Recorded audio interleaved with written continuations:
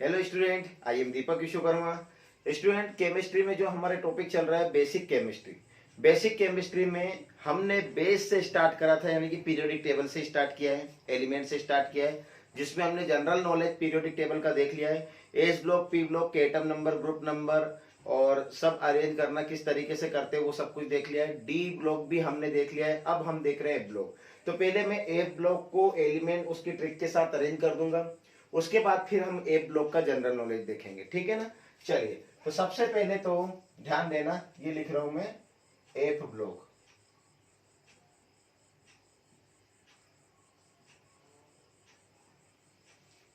चलो, तो यहां मैं ट्रिक के साथ इसे अरेंज कर देता हूं। सीने पर नदियां प्रेम की समाए, यूं ही गड़गड़ तब दिल हुआ, अरे तुम ये भी लूट लो। ठीक है ना। तो इस ट्रिक के साथ इसको अरेंज करा है। ठीक है, इसका एटम नंबर क्या है, तो एटम नंबर में यहां लिख देता हूं 58, 9, 60, 61, 62, 63, 64, 5, 66, 67, 68, 69, 70 और 71 तक के एलिमेंट है। ठीक है, चलो इसके बाद सेकंड ट्रिक से फिर मैं इनके नाम भी बताऊंगा। सेकंड ट्रिक से, चलो सेकंड ट्रिक अपनी ये देख लेते हैं, सेकंड लाइन को। ठीक है, थोड़ा पापड़ यूं नापो, पुराने आम कम बिकेंगे, कॉफी ऐसे फरमाओ, मैडम नाश्ता लाओ। ठीक है, चलिए, थोड़ा पापड़ यूं नापो, पुराने आम कम बिकेंगे, कॉफी ऐसे फरमाओ, मैडम नाश्ता लाओ। ठीक, चलो एटम नंबर देख लेते हैं। इसका एटम नंबर है 90, 91, 92, 3, 4, 5, 6, 7, 8, 9, 100, 101, 2 एंड 3। ठीक है, तो ये हमने इस तरीके से इसको अरेंज कर लिया है। ठीक है, चलो, तो अब इसकी मैं ट्रिक लिख देता हूं। देखो, अब ये तो मैंने अरेंज कर दिया, अब इसके मेन नेम क्या है तो वो देख लेते हैं हम। चलो देखो, तो हमने इसकी ट्रिक बोली थी। चलो मैं ट्रिक भी अरेंज कर देता हूं। पहले तो क्या लिखा था ट्रिक में, सीने पर नदियां प्रेम की समाए, यूं ही गड़गड़, गड़गड़ या गदगद भी लिख सकते हो। आपको गदगद लिखना हो तो गद भी लिख सकते हो, जो आपको अच्छा लगे पढ़ने में। गड़गड़ तब दिल हुआ, अरे तुम ये भी लूट लो। ठीक है, तो सीने पर नदियां प्रेम की समाए, यूं ही गड़गड़ तब दिल हुआ, अरे तुम ये भी लूट लो। तो इस ट्रिक के साथ अरेंज कर लेंगे। इसमें हम लिखेंगे थोड़ा पापड़ यूं नापो, पुराने आम कम बिकेंगे, कॉफी ऐसे फरमाओ, कॉफी ऐसे फरमाओ, मैडम नाश्ता लाओ, कॉफी ऐसे फरमाओ मैडम, नाश्ता लाओ। ठीक है, तो इस तरीके से है। तो ये ट्रिक के साथ हमने अरेंज कर लिया कि सीने पर नदिया प्रेम की समा यूं ही गड़गड़ तब दिल हुआ अरे तुम ये भी लूट लो, और थोड़ा पापड़ यूं नापो पुराने आम कम बिकेंगे, कॉफी ऐसे फरमाओ मैडम नाश्ता लाओ। और इसके सिंबल लिखे, हम नाम देख लेते हैं हम क्या क्या नाम है। देखो इसका नाम cerium, praseodymium, neodymium, promethium, samarium, europium, gadolinium, terbium, dysprosium, holmium, erbium, thulium, ytterbium, lutetium. इस तरीके से इसके नेम होगा। ये एक दो बार हम प्रैक्टिस करेंगे नेम की। ठीक है, जो डिफिकल्ट नेम लगे उन्हें बार बार प्रैक्टिस कर लो तो ये अपने आप याद हो जाएंगे। ठीक है ना।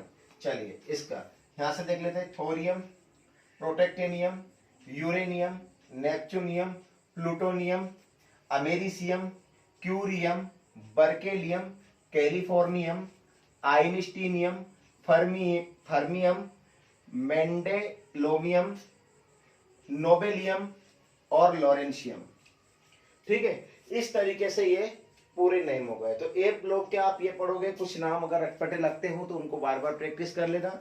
ठीक है, तो ये इस तरीके से ये हो जाएंगे। अब देखो एटम नंबर से कहां से स्टार्ट करा था अपने, 58 से ये स्टार्ट होता है, तो ये 71 तक जाता है। ठीक है ना, और ये 90 से लेके 103 तक इसका एटम नंबर है। किसका?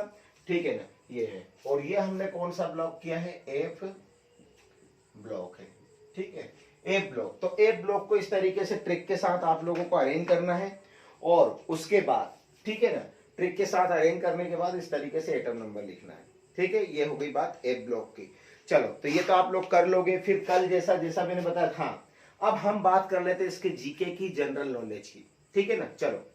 और बेटा कॉपी कंपटीशन एग्जामों में पीरियोडिक टेबल से क्वेश्चन आते हैं, रेलवे में बहुत ज्यादा आते हैं क्वेश्चन।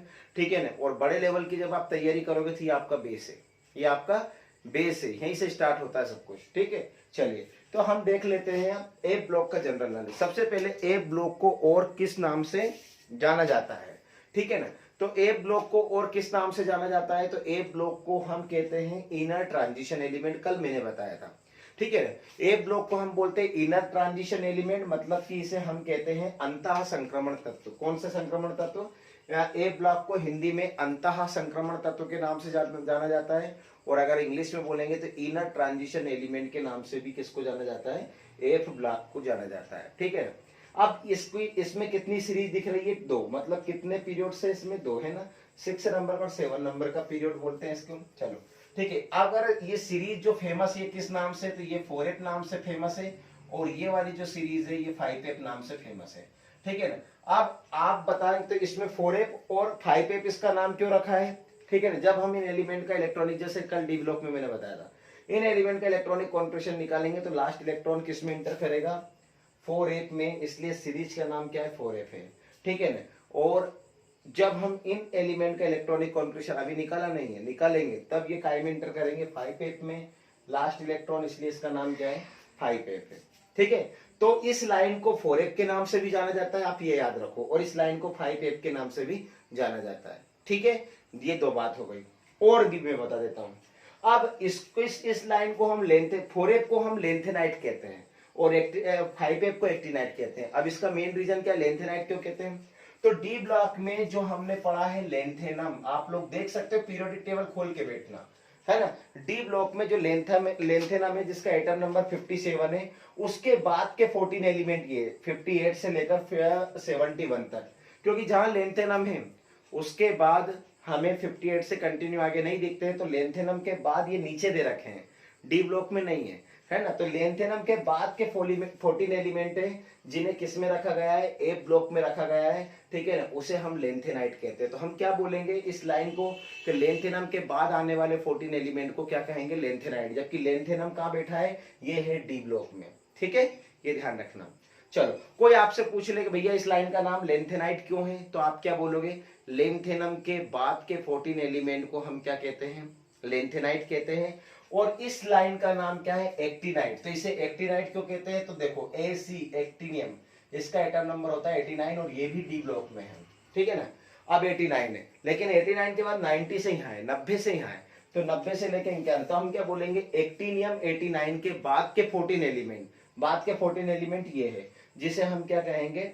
एक्टिनाइट कहते हैं, ठीक है ना, एक्टिनाइट कहते हैं। तो इस तरीके से ये हमारा क्या हो गया, एफ ब्लॉक। तो ठीक है ना, एक बार और देख लेते हैं फटाफट। एफ ब्लॉक का दूसरा नाम क्या है, इसे हम बोलते हैं इनर ट्रांजिशन एलिमेंट, मतलब कि हिंदी में बोलेंगे अंतः संक्रमण तत्व। ध्यान देना, नोट करो तो नोट कर लेना, ठीक है, जनरल नॉलेज वाली बात नोट कर लेना, ठीक है। इसका एक और नाम है रेयर अर्थ एलिमेंट, वो भी मैं बता रहा हूं, रेयर अर्थ एलिमेंट। इनको दुर्लभ मृदा तत्वों के नाम से भी जाना जाता है। रेयर अर्थ एलिमेंट मतलब दुर्लभ मृदा तत्व। तो कितने नाम हो गए, number 1 F block, number 2 inner transition element, number 3 rare earth element. और हिंदी में एफ ब्लॉक को एफ ही कहेंगे, इनर ट्रांजिशन एलिमेंट अंतः संक्रमण तत्व, और रेयर अर्थ एलिमेंट दुर्लभ मृदा तत्व के नाम से भी एफ ब्लॉक को जाना जाता है। इसकी पहली सीरीज को 4F कहते हैं, दूसरी सीरीज को 5F कहते हैं। कोई आपसे पूछे कि 4F क्यों कहते हैं, क्या बोलेंगे हम, 4F इसलिए कहते हैं क्योंकि इन एलिमेंट का इलेक्ट्रॉनिक कॉन्फ़िगरेशन निकालेंगे तो लास्ट इलेक्ट्रॉन 4F में एंटर करेगा। और जब इलेक्ट्रॉनिक कॉन्फ़िगरेशन में आप लोगों को सिखाऊंगा तब इसकी फीलिंग आ जाएगी, ठीक है। इसको 5F क्यों कहते हैं कि इन एलिमेंट का इलेक्ट्रॉनिक कॉन्फ़िगरेशन निकालेंगे तो वो 5F में एंटर करेंगे, ठीक है ना, इसलिए 5F कहते हैं। इस लाइन को लेंथेनाइट और इस लाइन को एक्टिनाइट के नाम से भी जाना जाता है। अब लेंथेनाइट क्या होता है, तुम क्वेश्चन भी आता है, व्हाट आर लेंथेनाइट, क्या कहता है, तो लेंथेनम 57 के बाद के 14 एलिमेंट को हम लेंथेनाइट कहते हैं, और एक्टिनियम 89 के बाद के 14 एलिमेंट को हम क्या कहते हैं, एक्टिनाइट कहते हैं, ठीक है। तो इस तरीके से ये नॉलेज हमारा बहुत काम आएगा, इसको बढ़िया तरीके से आप लोग कर लेना, ठीक है। दूसरी बात मैं आप लोगों को बता दूं कि जब मैं पीरियोडिक टेबल आप लोगों को बताऊंगा, मतलब कि अब देखो मैं बता दूं, एस ब्लॉक हमारा हो गया है, पी ब्लॉक हमारा हो गया है, डी ब्लॉक हमारा हो गया है, और ये एफ ब्लॉक भी हो गया, इसका आइटम नंबर भी आप लोग याद कर लेना। अब हम बनाएंगे एक पूरी पीरियोडिक टेबल का पूरी टेबल, ठीक है ना। जिस बच्चे ने S block, P block, D block और ये एफ ब्लॉक भी याद कर लेंगे तो फिर हमें बिना देखे एस को अरेंज करना है, फिर पी को अरेंज करना है, डी को और एफ को, सबको अरेंज कर लेंगे। फिर इसके जनरल नॉलेज की हम बात करेंगे, एक एक ब्लॉक को उठाएंगे, ताकि आप लोगों के सामने जब पूरी पीरियोडिक टेबल सामने रहेगी और एक एक ब्लॉक के बारे में जब मैं बोलूंगा तो आप पेन कॉपी से लिख भी लेना। दूसरी बात, कंपटीशन एग्जाम में काफी क्वेश्चन उससे बनेंगे और जड़ से पीरियोडिक टेबल का नॉलेज खत्म हो जाएगा, ठीक है ना, मतलब कि पीरियोडिक टेबल का नॉलेज पूरा कंप्लीट हमें याद हो जाएगा, ठीक है, इस तरीके से। लेकिन हमने स्टेप को बरतना है, डायरेक्ट नहीं करना है। पहले हमने एस ब्लॉक करा है, ठीक है ना, फिर हमने पी करा है, फिर हमने डी करा है, फिर हमने एफ करा है। याद रखना, परमानेंट फीलिंग उसी बच्चे को आएगा जिसने मेहनत करी है ना। डायरेक्ट पढ़ोगे तो डायरेक्ट फीलिंग में मजे नहीं आएंगे, क्योंकि याद भी हो जाएंगे तो किसी बीच बीच में कोई एलिमेंट रख के तुमसे पूछ ही ले भैया ये कौन से ब्लॉक का है, तो जब याद करोगे तभी तो पता चलेगा कौन से ब्लॉक का है। इसलिए स्टेप बाय स्टेप फॉलो करना, एस ब्लॉक करना, फिर पी करना, फिर डी करना, फिर एफ करना। फिर कल जब मैं पीरियोडिक टेबल पूरी बनाऊंगा उसमें पूरा नॉलेज इसका रहेगा, उसको भी पूरा देखना है। ये मान के चलना कि पीरियोडिक टेबल का नॉलेज 100% अपने पास कंप्लीट हो जाएगा। तो आज आप लोग ए ब्लॉक करें, ठीक है, अच्छे से इसको कंप्लीट कर ले, रिवीजन कर ले, कॉपी छोटे भाई बहन को या बड़े भाई बहन किसी को भी घर में देकर, ठीक है, पूछ ले कि इसका आइटम नंबर क्या, इस तरीके से लर्न कर ले, जैसे भी आपको करना है, ठीक है। तो बेटा इतना ही, फिर देखते हैं नेक्स्ट बार, ठीक।